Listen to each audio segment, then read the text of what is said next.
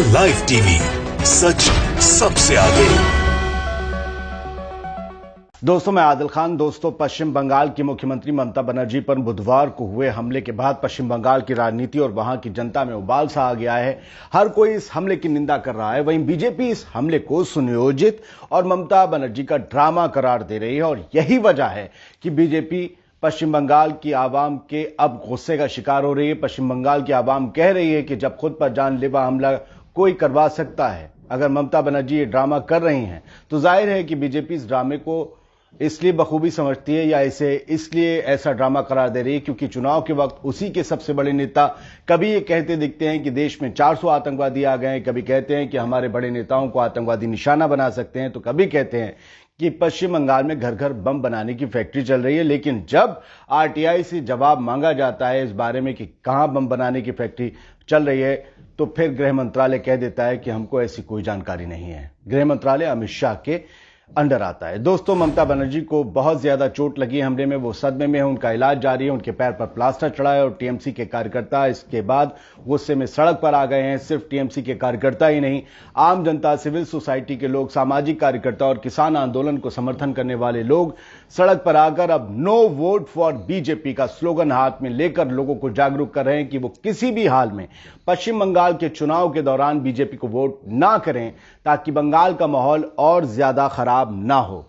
इस हमले के विरोध में आज ट्रेनें रोकी गईं, सड़कें जाम की गईं, चुनाव आयोग से शिकायत की गई, बहुत कुछ हुआ जिसकी वजह से लग रहा है कि अब पश्चिम बंगाल में बड़ा खेला जरूर होए और सहानुभूति अब ममता बनर्जी की तरफ पुरजोर तरीके से जा चुकी है।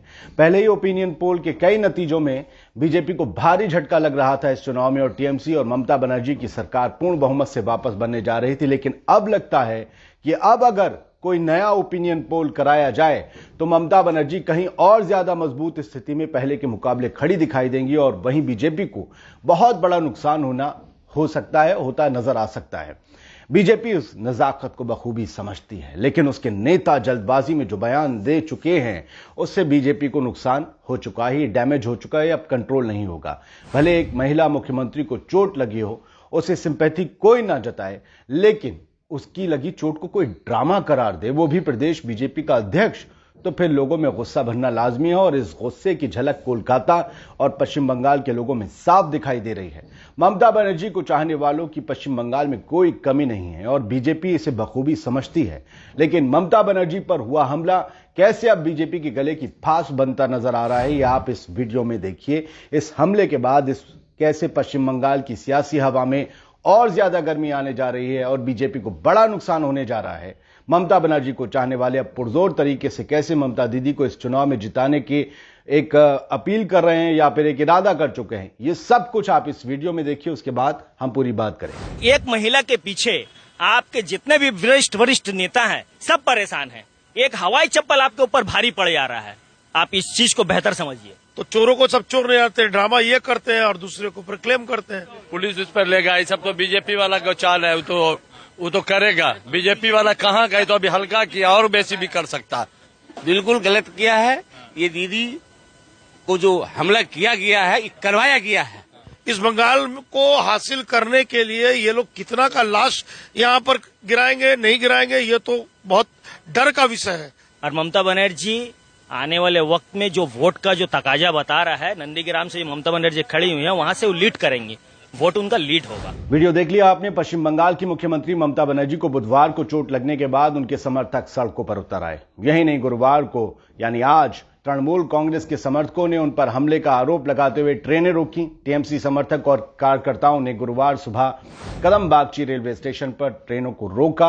ये रेलवे स्टेशन सियालदह हसनबाद लाइन पर स्थित है। बुधवार को नंदीग्राम विधानसभा सीट से नामांकन दाखिल करने के बाद ममता बनर्जी ने शाम 6 बजे के करीब एक मंदिर के बाहर खुद पर हमला होने का आरोप लगाते हुए कहा था कि उनके पैर में चोट लगी है, उनके ऊपर गाड़ी चढ़ाने की कोशिश की गई। फिलहाल वो कोलकाता में अपना इलाज करा रही हैं। ममता के इलाज में जुटी डॉक्टरों की टीम का कहना है कि उनके पैर के टखने में चोट आई है, डॉक्टरों ने कहा है। इसके अलावा उनके सीने में दर्द हो रहा है, यह भी डॉक्टरों ने कहा है। बीजेपी के बस जुबान नेता कह रहे हैं कि ममता बनर्जी ड्रामा कर रही हैं। टीएमसी का कहना है कि वो इस घटना की शिकायत चुनाव आयोग से करेगी। वहीं निर्वाचन आयोग ने अपनी ओर से एक पैनल घटनास्थल पर भेजने की बात कही है। 3 अधिकारी नियुक्त भी हो गए जो पूरे मामले की जांच करेंगे, सुरक्षा व्यवस्था का जायजा लेंगे। आयोग ने पहले ही अपने पर्यवेक्षकों और राज्य प्रशासन से विस्तृत रिपोर्ट इस मामले में तलब की है। कोलकाता के एसएसकेएम अस्पताल के निदेशक मणियम बनर्जी ने कहा कि उनके बाएं पैर के टखने में चोट आई है। इसके अलावा दाएं कंधे पर भी चोट के निशान हैं। यही नहीं, गले पर भी चोट आई है ममता बनर्जी की। उन्होंने सीने में दर्द और सांस लेने में दिक्कत होने की भी शिकायत की है। जो चोटें दिख रही हैं वो ड्रामा है क्या? कोई अपने ऊपर कैसे हमला करवा सकता है और एक सीएम? डॉक्टरों का कहना है कि हादसे की वजह से ममता बनर्जी सदमे में है। इसके चलते उन्हें गहन निगरानी में रखा गया है। चोट लगने के बाद ममता बनर्जी ने मीडिया से बात करते हुए कहा था कि मैं अपनी कार के अंदर थी और लोगों को अभिवादन कर रही थी। इसी दौरान वो लोग आए और मेरी कार का गेट अचानक बंद कर दिया। इससे मेरे पैर में चोट लग गई। वो वहां पर बहुत से लोग थे, लेकिन 4-5 लोगों ने जानबूझकर ऐसा किया था। निश्चित तौर पर यह कोई साजिश है। ममता बनर्जी सीएम है, उनकी बात बहुत मायने रखती है। ये एक साजिश है। ममता बनर्जी ने भले ही किसी दल का नाम नहीं लिया था, लेकिन विपक्षी पार्टियों ने ममता के आरोपों को ड्रामा करार दिया। और इस विपक्षी पार्टी में कौन? बीजेपी के प्रदेश अध्यक्ष दिलीप घोष ने कहा कि ममता बनर्जी ने ड्रामा करने में पीएचडी की है। आपने कौन सी पीएचडी की है, लोग पूछ रहे हैं। पार्टी के अन्य नेताओं ने कहा कि वो जनता की सहानुभूति लेने के लिए ऐसा कर रही है। ममता बनर्जी पर हुए कथित हमले पर बीजेपी नेता कैलाश विजयवर्गीय ने कहा कि टीएमसी इस मुद्दे का राजनीतिकरण कर रही है। हमारा मानना है कि ऐसी घटनाओं का राजनीतिकरण नहीं करना चाहिए। मुझे उम्मीद है कि चुनाव आयोग राजनीतिक हिंसा को नियंत्रित करने के लिए पश्चिम बंगाल में पर्याप्त केंद्रीय बल भेजेगा। यानी स्टेट पुलिस से मामला थोड़ा छिन जाए, यानी केंद्रीय बल आ जाए तो थोड़ा और कंट्रोल हो जाएगा। ममता बनर्जी पर हमले की शिकायत करने के लिए टीएमसी का प्रतिनिधिमंडल आज राज्य निर्वाचन अधिकारी के पास पहुंचा। इस प्रतिनिधिमंडल में सांसद डेरेक ओब्रायन, राज्य मंत्री चंद्रिमा भट्टाचार्य और पार्थ चटर्जी शामिल हैं। चुनाव आयोग के सूत्रों के मुताबिक इस मामले में 3 अधिकारियों से अलग अलग रिपोर्ट मांगी गई है। इससे आयोग को सच्चाई जानने में आसानी होगी। पहले स्थानीय प्रशासन से जानकारी हासिल करने के बाद अलग अलग रिपोर्ट तलब करने में खेला होने की आशंका और गुंजाइश नहीं रह जाएगी। लेकिन खेला होकर रहेगा। पश्चिम बंगाल की सत्ता पर कब्जा करने के लिए बीजेपी कई सालों से कोशिश कर रही है। इस साल गृह मंत्री अमित शाह ये दावा कर रहे हैं कि बंगाल में बीजेपी 200 से ज्यादा सीटें हासिल कर सत्ता में आएगी। अमित शाह का दावा है। प्रधानमंत्री नरेंद्र मोदी समेत बीजेपी के स्टार प्रचारकों ने ममता बनर्जी का किला उखाड़ फेंकने के बड़े बड़े दावे किए हैं, लेकिन इसके उलट राज्य में बीजेपी विरोधी माहौल बनता हुआ नजर आ रहा है। जो नजर आ रहा था वो कल शाम के बाद से बदल गया है, जब से ममता बनर्जी के ऊपर हमला हुआ है, या कह लें कथित हमला हुआ है। हमला तो हुआ है। आज कोलकाता में कल की बात है ये, जब किसान आंदोलन के समर्थन में एक रैली की गई थी और आज भी ये सिलसिला जारी है। कल भी हजारों की तादाद में लोग एकजुट हुए थे। सोशल मीडिया पर इस रैली की तस्वीरें वायरल हुई थी। गोदी मीडिया से नदारद थी हमेशा की तरह। तस्वीरों में देखा जा सकता है कि कई लोग अपने हाथों में किसान समर्थक झंडे थामे हुए हैं। बताया जा रहा है कि इस रैली में लोगों ने नो वोट टू बीजेपी के नारे लगाए। आपको बता दें कि विधानसभा चुनाव से पहले पश्चिम बंगाल में संयुक्त किसान मोर्चा ने भी राज्य के किसानों को एकजुट करने के लिए किसान महापंचायत का आयोजन करने की बात कही है। अगर राज्य में किसान महापंचायतों का आयोजन होता है तो यह बीजेपी के लिए नुकसानदेह साबित हो सकता है। और शायद इसी बेचैनी की वजह है कि कोई सरफिरा कार्यकर्ता ही हम कहते हैं, किसी के इशारे पर नहीं, उसने अपने आप से हमला कर दिया। और ममता बनर्जी पे हमला कोई नई बात नहीं है, पहले भी हो चुका है, बताएंगे आपको। दरअसल तृणमूल कांग्रेस के अध्यक्ष और मुख्यमंत्री ममता बनर्जी के पक्ष में पहले ही कई विपक्षी दल आ चुके हैं।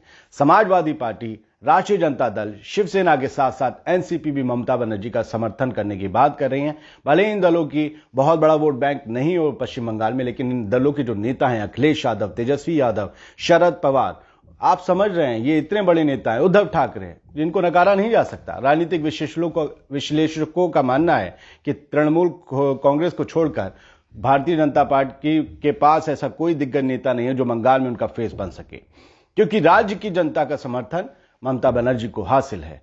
भाजपा और टीएमसी के बीच कड़ी टक्कर देखने को मिल सकती है। ये अब टक्कर थोड़ी और डिसॉल्व हो जाएगी, डाइल्यूट हो जाएगी, लेकिन राज्य में ममता बनर्जी से सत्ता वापस छीन पाना बीजेपी के लिए आसान नहीं है, ये विश्लेषक मानते हैं। पश्चिम बंगाल में होने वाले विधानसभा चुनाव से पहले राज्य में सियासत काफी गर्मा गई है। टीएमसी को छोड़कर कई नेता भारतीय जनता पार्टी में शामिल हो चुके हैं। बावजूद इसके बीजेपी की हालत खस्ता नजर आ रही है। ओपिनियन पोल भी इसी तरफ इशारा कर रहे हैं और ये बेचैनी, ये हमला भी इसी तरफ इशारा है।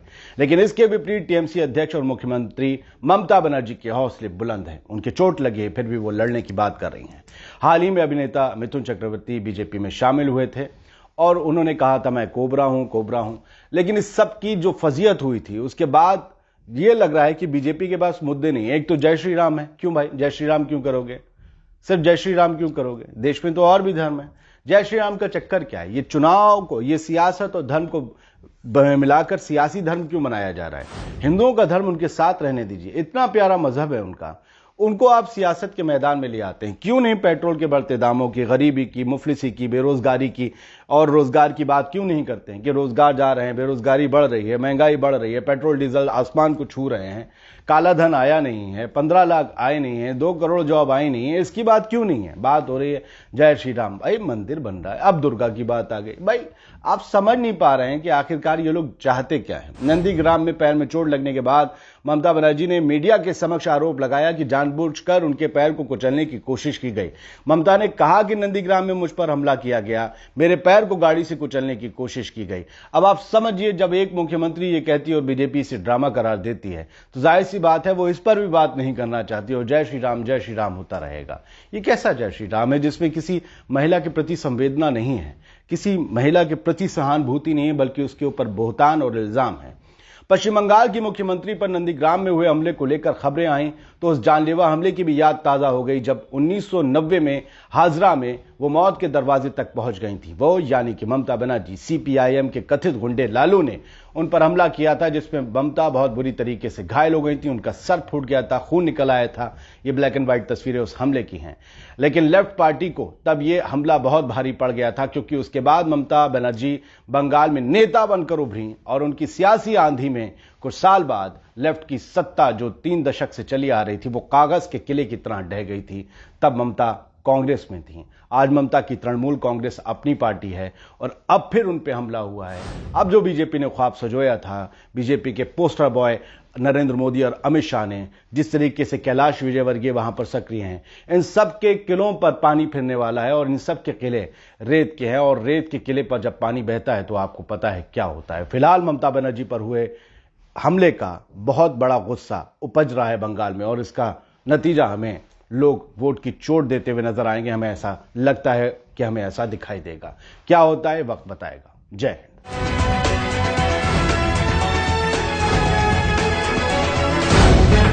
द लाइव टीवी, सच सबसे आगे।